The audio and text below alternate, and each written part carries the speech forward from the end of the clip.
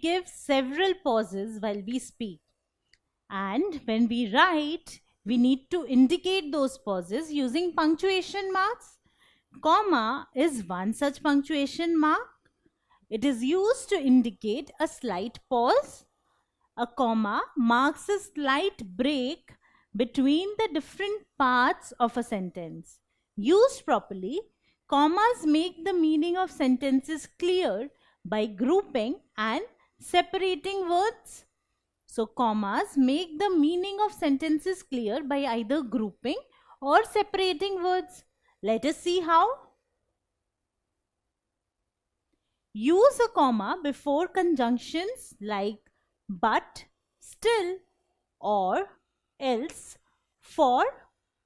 So we use comma before certain conjunctions which include but, still, or, else, for.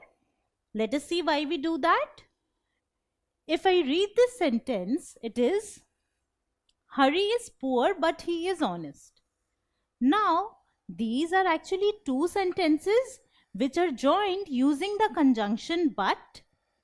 One sentence is, Hari is poor. The second sentence is, he is honest. And we are joining these two sentences using but. But when I am saying it without any pause, these two sentences are not separated. So it becomes, Hari is poor but he is honest. It's not making a lot of sense. But when I put a comma after poor, so when I put a comma before the conjunction but, that is after the word poor, the sentence will be read as, Hari is poor but he is honest. Now this pause is used to indicate that these are two different sentences which are joined together. So to show the difference between the two sentences, that is to show that these are two different sentences, we need a pause in between, and this pause is given by the comma. Also, whenever we use comma, there is a space after comma, but there is no space before comma. I was tired, still I completed the task. Now, can you put a comma at the correct place? Once again, we have a conjunction still joining two sentences. I was tired. The second sentence is, I completed the task. Now, in order to show the difference between the two sentences, I need a comma. And this comma I'll give after the word tired, that is before the conjunction still. I was tired, still I completed the task. Now this pause helps me to find out that there are two sentences here. The first sentence is, I was tired. The second sentence is, I completed the task. And because I am giving a pause after the first sentence, it becomes easy to find the difference in the two sentences. Run fast, else you will be late. What is the correct place for putting a comma?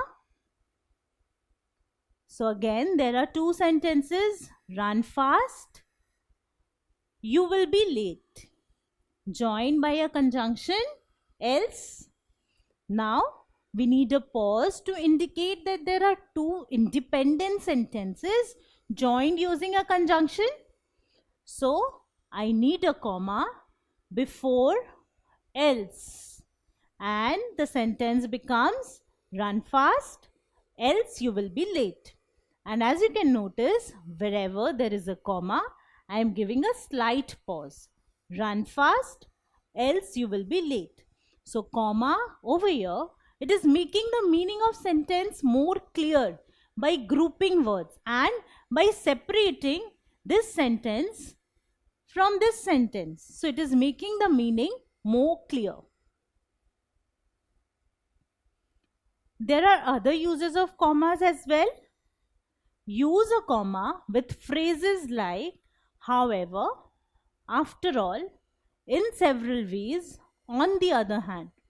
So when we have phrases like this, in the middle of the sentence, we use a comma before the phrase and after the phrase.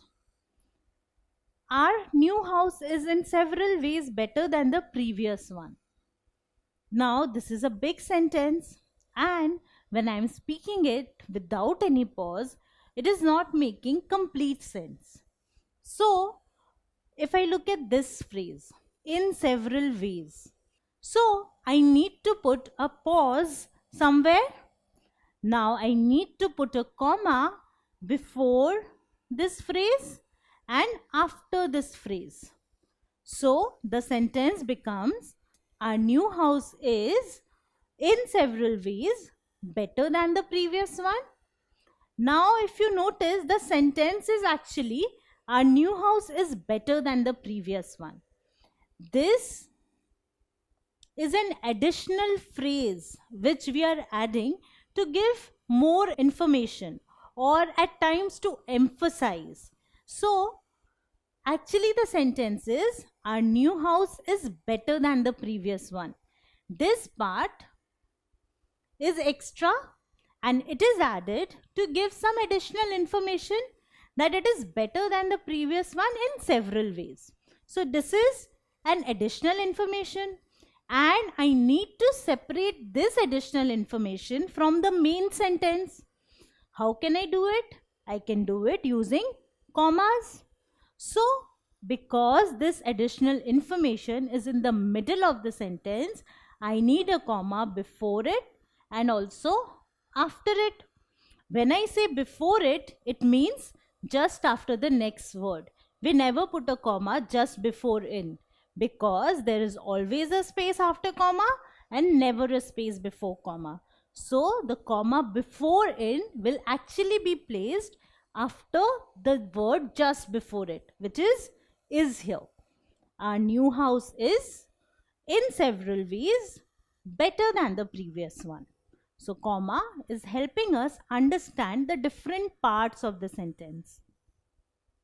Now can you put commas at correct places? My mother, on the other hand, prefers tea to coffee. Now once again, on the other hand, this is a phrase which is giving some additional information. The main sentence is, my mother prefers tea to coffee. This is the main sentence. On the other hand is giving additional information. So I need to separate this phrase from the rest of the sentence. How can I do it? Using commas before on. So that is after mother, and another comma after hand. So the sentence becomes, my mother, on the other hand, prefers tea to coffee. Now this pause or these pauses which I am using, they indicate the different parts of the sentence clearly and help us understand that the main sentence is, my mother prefers tea to coffee. On the other hand is giving additional information. We also use a comma after introductory words like finally, subsequently, consequently, however, on the other hand, furthermore, so, therefore, moreover, well. So again, all these words give some additional information. They are not very important for the meaning of the sentence. The meaning of the sentence will still be clear without these words, but these words are used to give additional information. So we need to separate these words from the rest of the sentence, and that is done using a comma. Finally, we won the match. Now over here, the main sentence is, we won the match. It is a fact, and even without the word finally, it is making complete sense. The word finally is giving us an additional information. So we need to separate it using a comma. So it becomes, finally, we won the match. So we won the match is the main sentence, and this additional information given by the word finally. That is, at the end or eventually, we won the match. So we need to separate it using a comma. Now can you put a comma at the correct place? Consequently, they had to cancel their vacation plans. Now, the main sentence once again is they had to cancel their vacation plans, and consequently is giving us additional information that as a result of something else. So it is giving us additional information. So I need to separate this word from the rest of the sentence, and I can do it using a comma. So it becomes, consequently, they had to cancel their vacation plans. And this pause given because of the comma indicates that this word is separate or different from the rest of the sentence. Well, it could have been better. Can you put a comma at the correct place? Once again, this word well is used to give additional information. The main sentence is, it could have been better. So I need to put a comma after well to show that it is separate from the rest of the sentence. So the sentence becomes, well, it could have been better.